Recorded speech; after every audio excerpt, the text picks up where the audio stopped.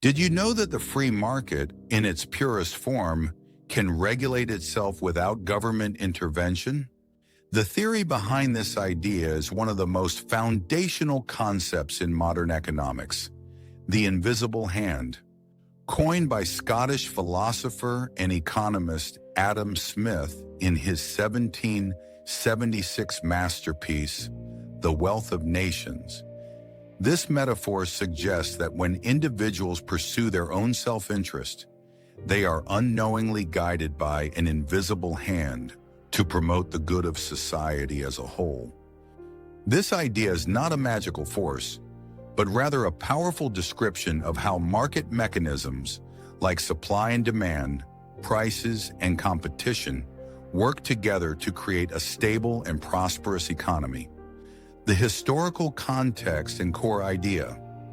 To truly understand the invisible hand, we have to look back to the 18th century, a time when government-controlled economies, known as mercantilism, were the norm. Mercantilist policies focused on accumulating national wealth through strict trade regulations and government monopolies. Smith argued against this system, believing that a free market would lead to greater prosperity for everyone. His revolutionary idea was based on a simple, yet profound observation about human nature. People are motivated by self-interest. A baker bakes bread not out of a selfless desire to feed the community, but because he wants to earn a living. A shoemaker makes shoes to sell and support his family. A merchant imports goods to make a profit. Smith saw this not as a moral failing, but as the engine of economic progress. How the invisible hand works. A deeper look. The invisible hand is the collective outcome of countless individual decisions made by people in a free market. It operates through three main mechanisms. 1. Prices and incentives. In a free market, prices are not set by a central authority, but are determined by the interaction of supply and demand. When a product is in high demand, its price goes up. This higher price acts as an incentive for producers to increase their supply as they can make more profit.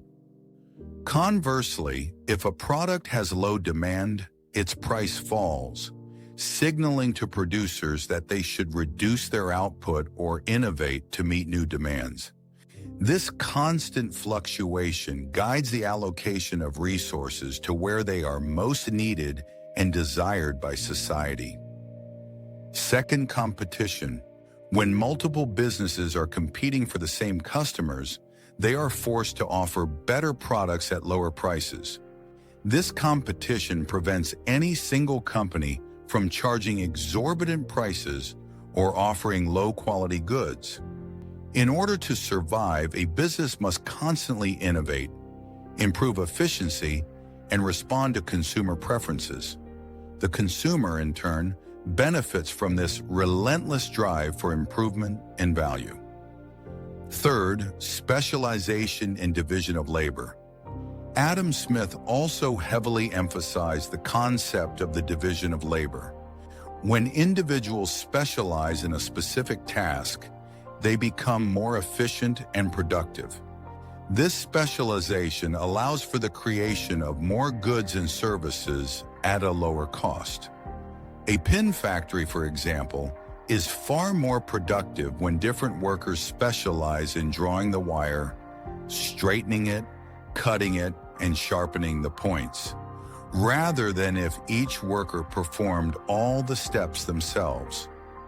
This increased efficiency ultimately benefits consumers through lower prices and a greater variety of goods. Real-world implications and criticisms. The invisible hand theory provided the theoretical foundation for laissez-faire capitalism, the belief that governments should not interfere with the economy. This concept was instrumental in shaping the economic policies of many nations, particularly the United States, and helped fuel the Industrial Revolution and the rise of global trade. However, the theory is not without its critics.